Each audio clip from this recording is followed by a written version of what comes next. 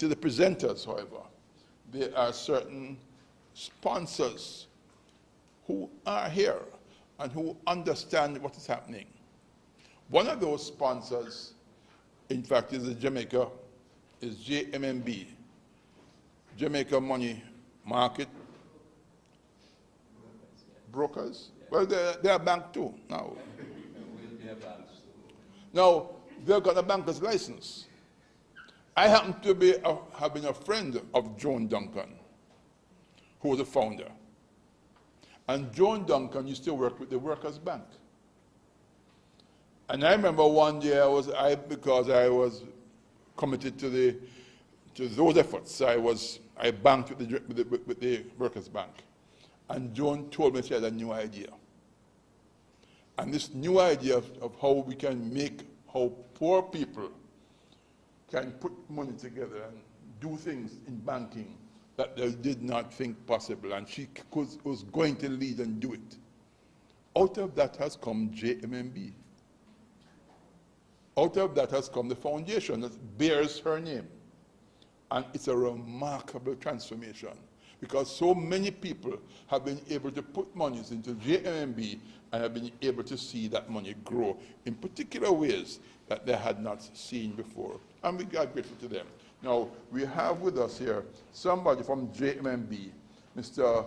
Andrew O'Connor, who is going to bring greetings on behalf of JMMB. Sir Andrew.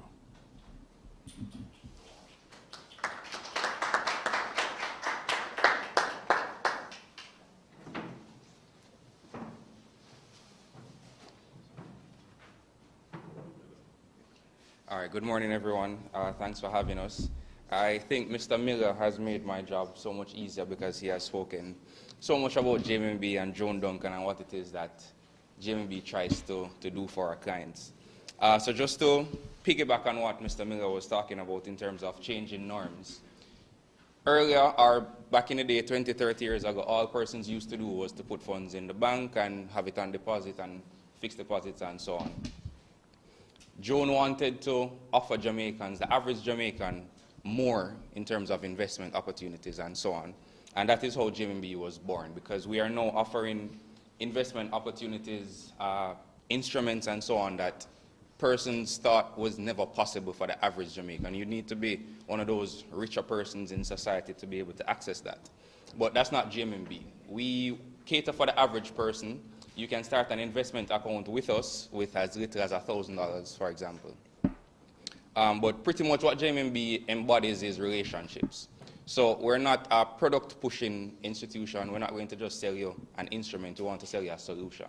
So you come to us, you have a financial objective, a financial goal.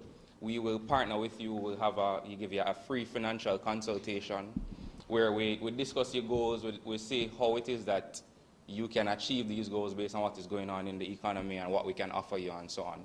And Mr. Miller also mentioned that we recently got our banking license. So JMMB Portmore is going to actually be one of the first locations that offer our commercial banking.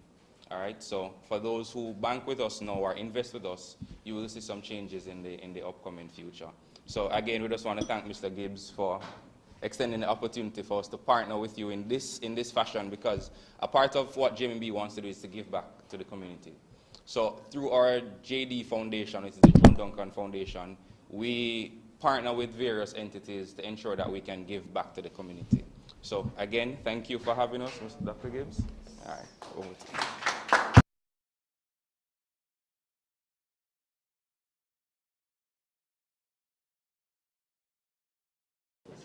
Now we are going to have some greetings from associated interests. One big one is the mayor of this town, Mayor Leon Thomas. But he came by earlier, and I think he had gone to look at some drains to make certain that the drains are working. You don't want to see a flood in this town. And like I said, so he'll be back. And when he gets back here, we'll allow him to do his greeting at that time. Now, the Ministry of Education clearly is an interested party.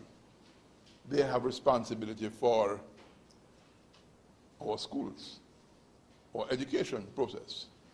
And they have somebody representing, and we are in an area called Region 6. So the Region 6 representative who speaks for the whole ministry, but in particular Region 6, will now give us greetings from the Ministry of Education.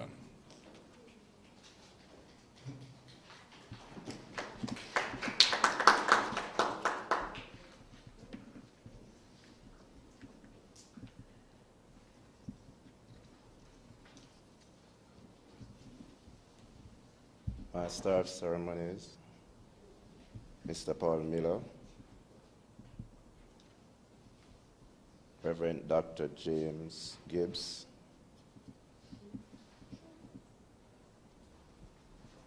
Dr. Margaret Barnett, representing the Jamaica Psychological Association, Mr. Casey Jones, representing the Jamaica Association of Guidance Counselors in Education. Other distinguished ladies and gentlemen, and you, of course, in the audience, good morning. As I join you this morning in this workshop, I am well aware of the many challenges facing our nation's children.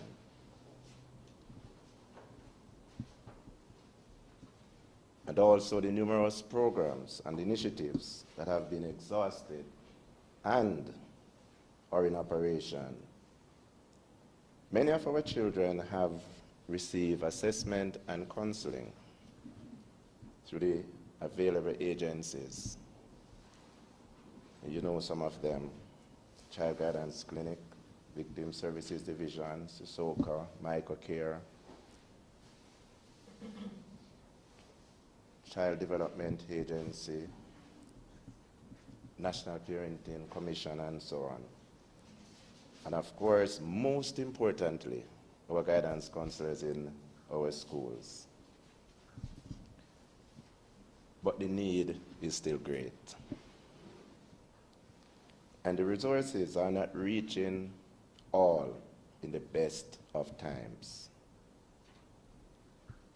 Our most recent initiative, as by the Ministry of Education, Youth and Information, is a framework dubbed SWPBIS, School-Wide Positive Behavior Intervention and Support. It is a framework that is being piloted in selected schools across our country. We believe that some of our children, some of their children-associated problems are not created by them. And so we hope to change the mindset and create an environment that is positive and engaging, hence school-wide positive behavior. And this framework works on everybody associated with this school. It is against this background, Mr. Master of Ceremony, that I, on behalf of the Ministry of Education, Youth and Information, applaud the convener of this workshop, Reverend Dr. James Gibbs, for the sterling work that you have undertaken in providing assessment and intervention for the at-risk and special need students. And a very important part of his work and his effort is service at an affordable cost. Ladies and gentlemen, you are well aware that assessment is very costly, and some of our parents are not able to afford it. So where the effort is to reduce cost, the ministry applauds such.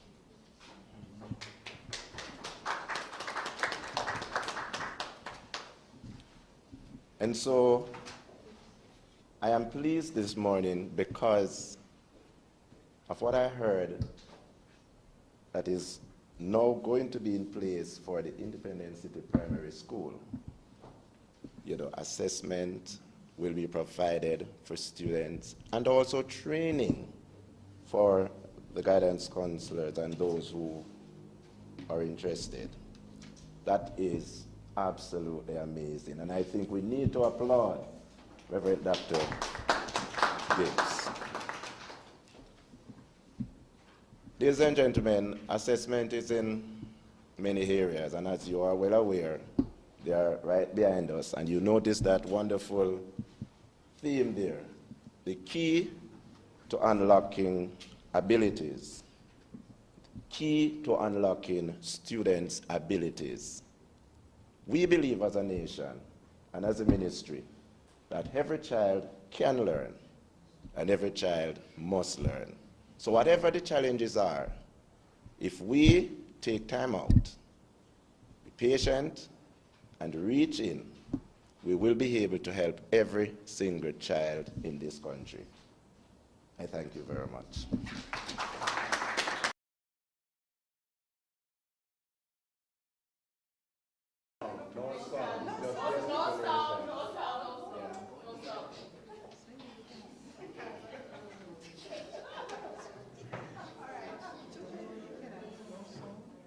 No sound.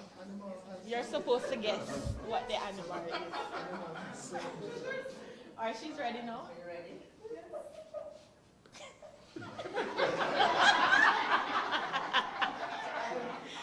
So you're supposed to pat her on the back now and show her what she showed you.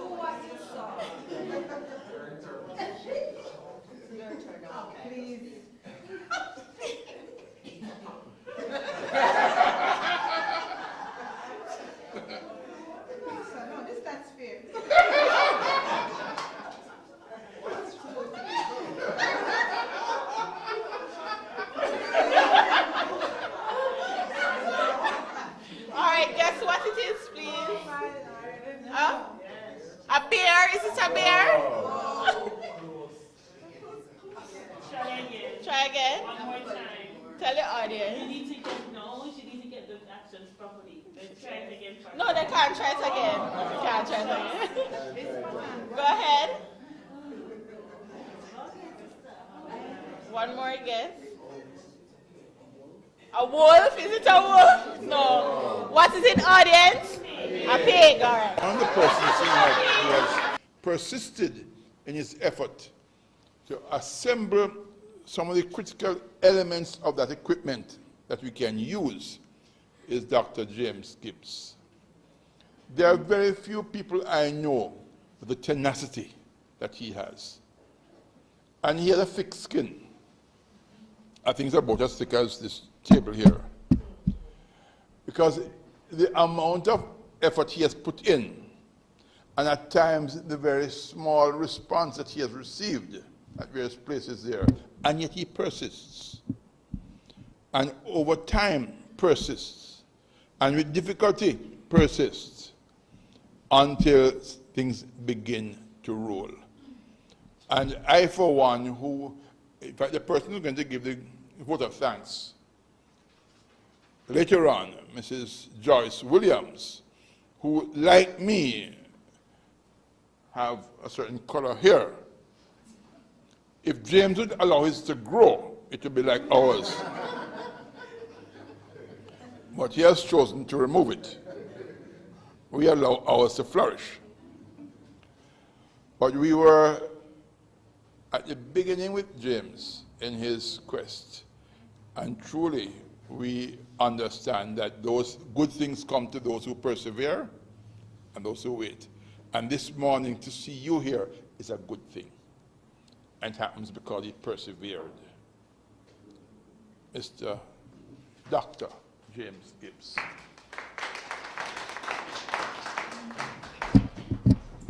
Thank you, Paul. Friends, I'm elated to be here, but it would never have been possible without Paul, Joyce, because it takes people like them to actually say, keep going, keep going. What we would say in UTC, Paul, is that the journey is long, but we must make it. And I'm here this morning because when you spoke about the pen and the ink, by the way, I have two bottles. I have the blue and the black. And if you just call me, I'd give you a little fill out of it. So, you know, Paul, when I went to school, it was for the kindness of a school teacher that kept me going. So I was born in a little country town, and would say that my family was probably the poorest in the community. And we didn't go through school because we couldn't afford it. My mother died when I was 5 and my father when I was about 9 years old. And this teacher, this Christian teacher, decided to ensure that myself and 2 other brothers still got some level of education. So when I got into CAS in '73, as an evening student, it was to kind of get a little subjects added so I could get in there part-time to try and do a degree. So that was long after. But then I remember that the school system, ever little I got out of early childhood. Have you ever wished for all the assessments and intervention facilities that students need? Well, as a team, that's what we are here for. And the history I just gave you, that has what has brought me here.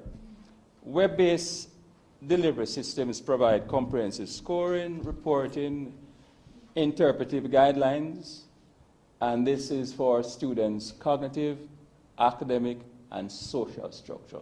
And those are 3 structures that you try to fix every day in the school. So today we ask you to be a part of this discussion. When you leave here today, you take it back into the school. You have our numbers, you can call us, because we are convinced that web-based is where we need to go to be able to reach children at affordable costs. And you heard that through the ministry.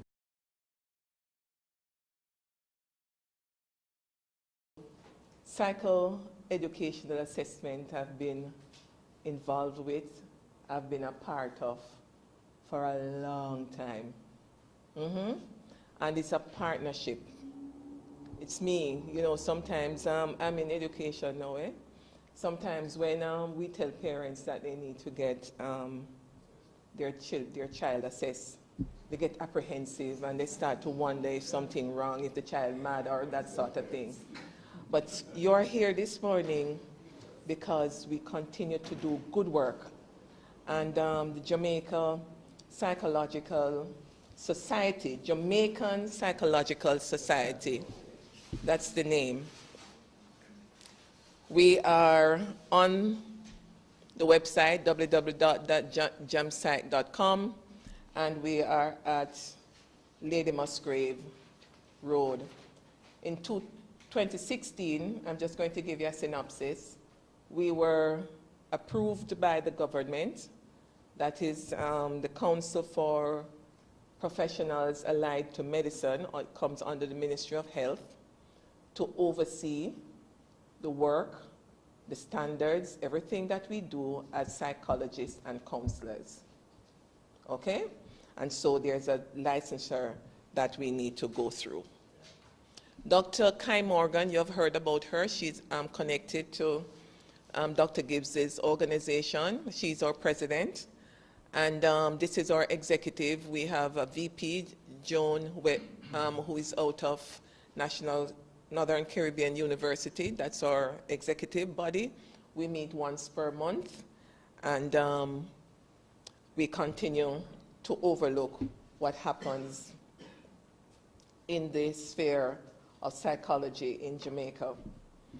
Now, when I was asked to do this presentation on behalf of the president, I looked at the topic, and it says, psychoeducational assessments, the key to unlocking students' abilities. And I remembered my son. And it brought me to Vision 2030. And you must all keep it in your forefront, Vision 2030. And when I get to this age, it becomes very significant for me, because I want to live in a Jamaica that is going to be run by my grandchildren and my children and their children. And so if we don't pay attention to what is happening to them now, then we are going to be in problems when we get older. All right? So Vision 2030 speaks to goal number 1, says Jamaicans are empowered to achieve their fullest potential. And we must keep that in mind, because every time we think about assessment, we think about A students and we think about doctors and lawyers. What we need to remember is that it's about achieving our fullest potential. And if all of us, and by the way, assessments are for us too, and how psychoeducational assessments will help with that. Now, the goal of the assessments are to better understand a child's strengths and challenges. The strengths and the challenges. If we are going to put students to their fullest potential, we have to look at what are their strengths, how we're going to use those, and what are the weaknesses and how we are going to develop those. So the second goal is to determine the reasons why he or she may be experiencing learning difficulties and also social, emotional challenges. And thirdly, to consider what support systems would best help a child to learn effectively within the school environment. Number 3 is critical. A lot of times we get those reports, and what we do with them, we look at them, sometimes it's not in a language that we can understand. But where the principals aren't here. I don't know if teachers' colleges teach students how to write IEPs, do they? Yes. So when we get the reports, we are to develop those individual educational plans for the children, and we are to follow it, and we are to keep at it and keep adjusting according to how things change. The reasons for the assessment, a lot of times we hear our guidance counselors and our teachers say, this one needs to be assessed. So the be assessed happens when a learning difficulty or giftedness, and it's not only difficulties, but giftedness, because sometimes some of the challenges we have with students are because they are not sufficiently challenged in the classrooms. All right? So it is not only about learning difficulty, but also giftedness when we suspect that.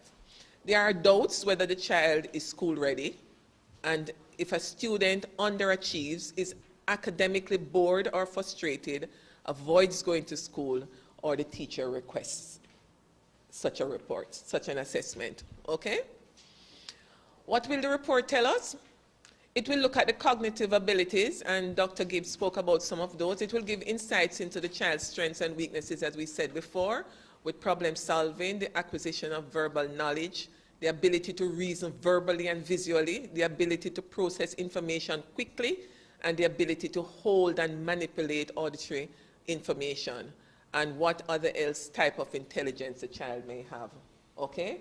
That's a cognitive side of it. The academic functioning, it describes what academic skills and contents your child has mastered and what areas they are behind in. And we know about the reading, the writing, and the arithmetic, okay?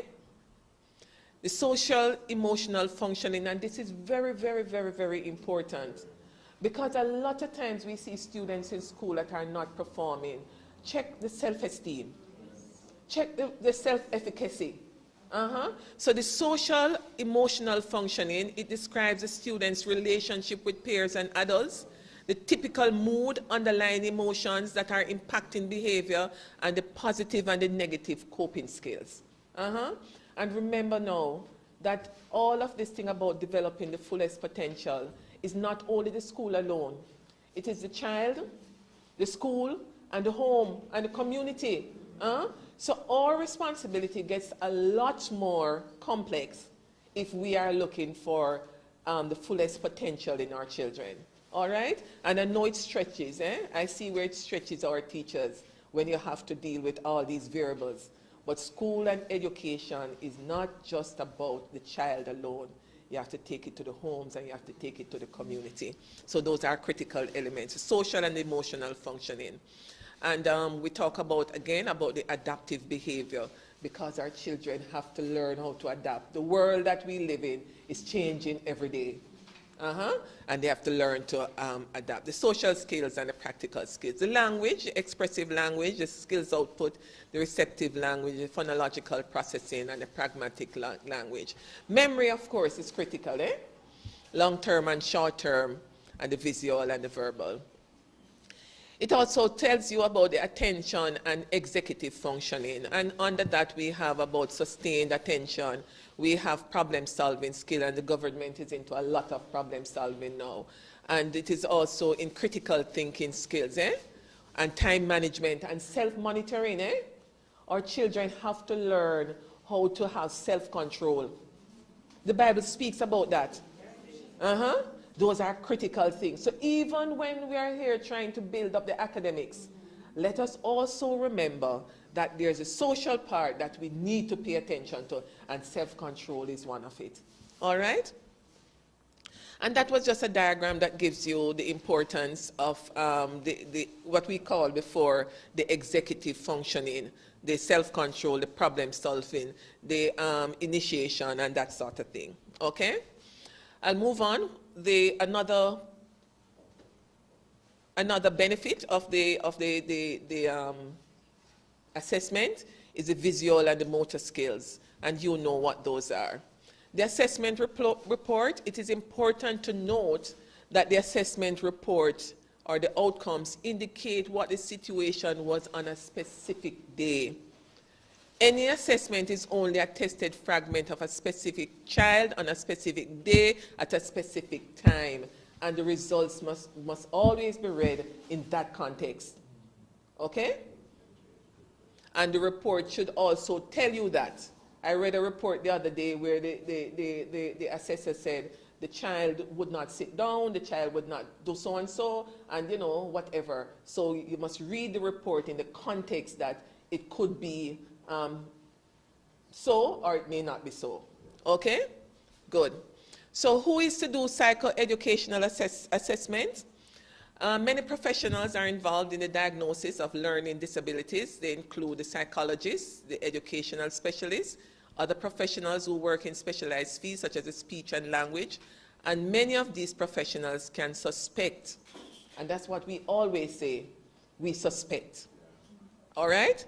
We suspect learning disabilities or ADHD, but all are not licensed. So the educational specialist may not be a licensed person, okay? Or they have certification to use a particular instrument, okay? So where the Jamaican Psychological Society comes in is that we have to make sure that persons who are performing, who are administering the assessment tools, that they also are licensed and that they are trained to do so. Can you imagine you get a report that is not so? Because somebody who wasn't licensed or trained to use the report gives you a report that doesn't make sense? We are building a Jamaica that we want to live in 2030. All right? Good. So the role of the psychologist now, the psychologist assesses, diagnose, and treat.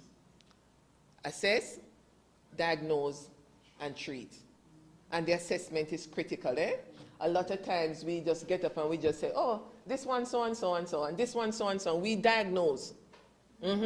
But you have to assess before you can diagnose and treat.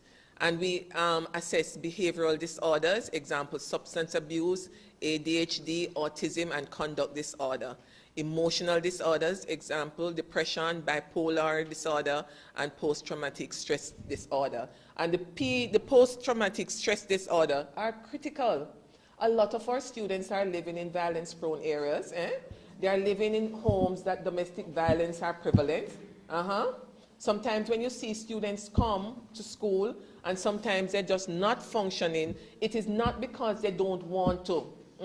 Sometimes we have to hold the student a little and get back and think. So let us be aware of those things, all right? And the cognitive disorders, which are the learning disorders, the Alzheimer's, the schizophrenics. I started at the beginning to say that we want to live. I always keep Vision 2030 in front of me.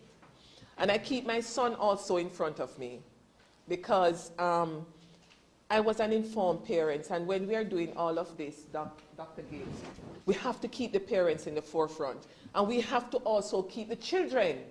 Sometimes when we're coming to these things, carry some with you so that they can hear and they can understand what is it that is happening. Because sometimes when we get the report and we say to somebody who is doing GSAT, last year we said to a student who was doing GSAT, you would sit in a special room because you need sometimes him not doing it.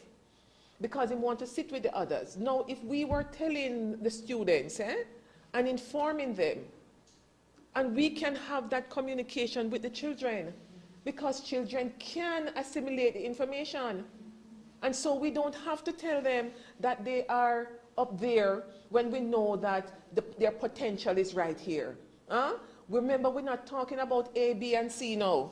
And I tell my students all the time that I'm not in this business about no A and no honors degree. What I'm in the business for is to make sure you can apply and you're operating at your fullest potential.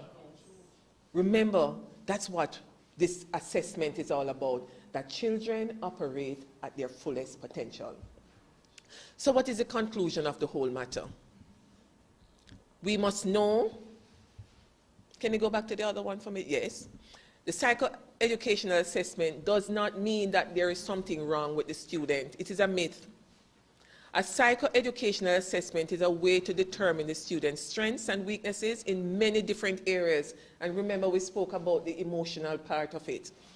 Not only are these insights empowering, but also act as a roadmap for ensuring the student learns and develops to their full potential. Knowing which natural strengths you should help the child with to develop is important to improving their happiness and quality of life. And Mr. Thomas beside me, when I asked him how he was doing, he said, I'm happy. And I was so happy to hear that. A lot of students come to school and they are not happy. They are not happy. Part of the assessment is to help you. Sometimes even when the children tell you something, the parents come and say, no sir, not like that, I got home, and all of that sort of thing. But let us pay attention, because part of the report that comes out of the assessment takes into what the teacher says, what the parent says, what the student says, and what else you can pick up. When they come into the room, how the child behaves with mother and daddy, and all that sort of thing. The assessment is critical. If we want to continue to live in Jamaica, that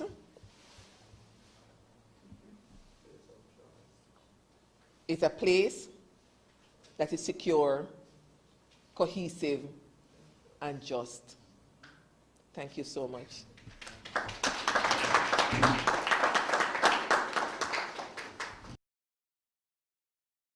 It's now good afternoon. I think it's in order for me to say good afternoon to all of you. And as he said, my task is to thank you for being here today. I have learned so much being here this morning, and I'm sure you have.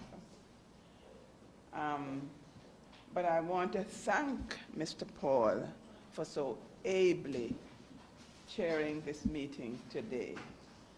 And I know that there was a fear that he might have been off the island and would not have been able to do this. So I am happy that he's here and has done so well.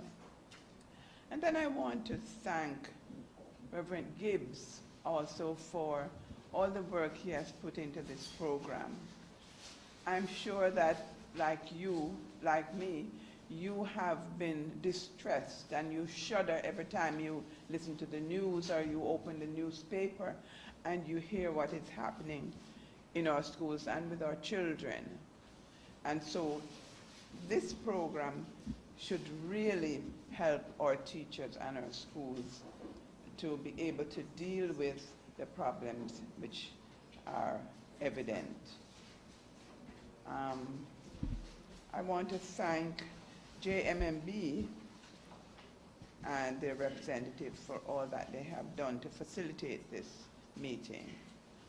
I also want to thank Grace Kennedy for sponsoring the assessment of children in the Independent City Primary School.